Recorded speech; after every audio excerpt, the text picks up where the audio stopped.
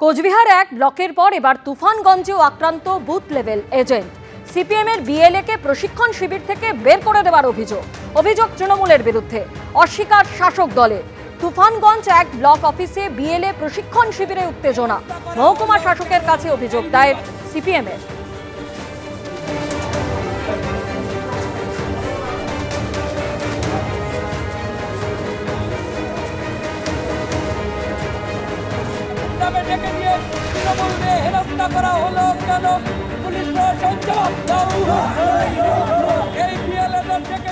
SIR আতঙ্কে ডানকুনিতে প্রৌঢ়ার মৃত্যুর অভিযোগ ইতিমধ্যেই সেখানে পৌঁছে গিয়েছেন। আপনারা দেখতে পাচ্ছেন তৃণমূল সাংসদ কল্যাণ বন্দ্যোপাধ্যায় তিনি ডানকুনিতে পৌঁছে গিয়েছেন, যেখানে হাসিনা বেগমের মৃত্যু হয়েছে এবং এসআইআর আতঙ্কেই তার মৃত্যু হয়েছে বলে দাবি করেছে তৃণমূল কংগ্রেস।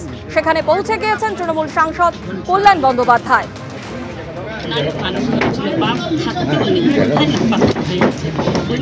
একটু ভাই আমাকে একটু শুনতে দিন, আমরা প্রেস পরে আসবো, একটু প্রেস পরে আসবো।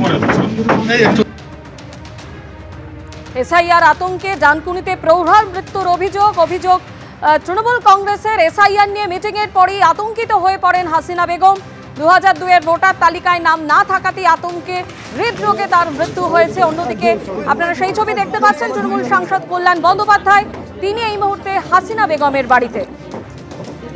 একটু ভাই আমাকে একটু শুনতে দিন, আমরা প্রেস পরে আসবো, একটু প্রেস পরে আসবো। এই তো হয়েছে। এসআইআর আতঙ্কে মৃত্যুর অভিযোগ জানিয়ে রাজনীতির পারদ চড়ছে। তারই মধ্যে আবার বারাসতের তৃণমূল কাউন্সিলর তিনি এলাকাবাসীদের উদ্দেশ্যে প্রচার করছেন এসআইআর এর সঙ্গে এনআরসি কে জুড়ে দিয়ে নাগরিকত্ব দেওয়ার জায়গায় নাগরিকত্ব কাড়ার চেষ্টা চলছে। ওয়ার্ডের বাসিন্দাদের কাছে এইভাবেই প্রচার করছেন বারাসতের তৃণমূল কাউন্সিলর সুমিত সাহা। সবকিছু দেখেই ফর্ম ফিল আপ করার পরামর্শ দিচ্ছেন তৃণমূল কাউন্সিলর। রাজনৈতিক দল বা বিভিন্ন মানুষ বিভিন্ন ধরনের ক্যাম্প করে হয়তো আপনাদেরকে বিভিন্ন ইস্যুতে সই করাতে পারেন, সেগুলোর ফাঁদে পা দেবেন না। আপনি যদি নিজে থেকেই নাগরিকত্বের ফর্মে ফিল আপ করে দেন, তার অর্থই হচ্ছে যে আপনি নাগরিক নন। কারণ এটা মাথায় রাখতে হবে, আপনি নাগরিক, আপনার ভোটে আমি জনপ্রতিনিধি, আপনার ভোটে মুখ্যমন্ত্রী, আপনার ভোটে প্রধানমন্ত্রী। কাজেই নাগরিকত্ব দেওয়ার নাম করে নাগরিকত্ব কেড়ে নেওয়ার অধিকার কারণ নেই। কাজেই এসআইআর জিনিসটা আলাদা, কেউ কোনো পুরোটাই ডিজিটাল পদ্ধতিতে হচ্ছে। আগে থেকে নিজে থেকে আগ বাড়িয়ে কোনো ফর্ম ফিল আপ করবেন না। যাদের উদ্দেশ্য প্রণোদিতভাবে যে রাজনৈতিক দলগুলো আমাদের রাজ্য থেকে অন্য দেশে পাঠানোর এই ব্যবস্থা করছে, তারা কিন্তু চাইবে আপনি ফর্ম ফিল আপ করলেও নিজে থেকে বলে দেবে ফর্ম জমা পড়েনি, আপনি কিছু করতে পারবেন না। আমরা সেই জন্য 2 কপি করব, আমরা 1 কপি রিসিভ রেখে দেব নিজেদের কাছে, যাতে প্রত্যেকের হিয়ারিংটা আমরা ফিজিক্যালি এজেন্টরা প্রেজেন্ট থেকে করাতে পারি। বিএলওদের হুমকি হুঁশিয়ারির মধ্যেই এবার আক্রান্ত বিজেপির বিএলএ।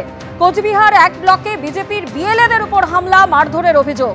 মারধরে আহত দলের কয়েকজন বিএলএ, দাবি বিজেপির। তৃণমূলের বিরুদ্ধে হামলার অভিযোগ বিজেপি, অস্বীকার শাসক দলের। কোচবিহার এক ব্লক অফিসে বিএলএদের সঙ্গে বৈঠক কমিশনের। বৈঠকে ঢোকার আগেই বিজেপির বিএলএদের মারধরের অভিযোগ। ভিডিওকে স্মারকলিপি দিল বিজেপি। আমাদের কার্যকর্তারা পৌঁছাবার পর তাদেরকে বেধড়ক লাঠিপেটা করা হয়।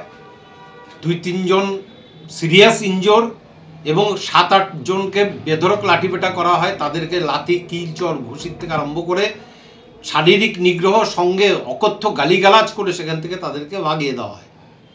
আজকে আমার প্রশ্ন হচ্ছে যে বিডিও সাহেবের ওখানে মিটিং ডাকার পরেও কেন পর্যাপ্ত পুলিশ ফোর্স সেখানে ছিল না? চাই যে ইলেকশন কমিশন দ্রুত এই বিষয়ে পদক্ষেপ গ্রহণ করুক। পাথরের ঘটনা ঘটেছে এমনটা আমাদের কাছে খবর নেই, একটা বচসা হতে পারে। তবুও আমাদের দল তৃণমূল কংগ্রেসের এই বিষয়ে কেউ জড়িয়ে নয়। আর গোটা বিষয়টি বিডিও অফিস চত্বরে হয়েছে, নির্বাচন কমিশনের আহত কোনো ওয়ার্কশপে বা ট্রেনিং সংক্রান্ত কোনো বিষয় হতে পারে। এটা নির্বাচন কমিশনের পক্ষ থেকে কেউ বলতে পারবে, এই ব্যাপারে আমরা অবগত নেই। তবে আমাদের দল তৃণমূল কংগ্রেসের কেউ এই ঘটনা বা এই ধরনের কোনো বিষয়ের সঙ্গে জড়িত আছে বলে আমার মনে হয় না।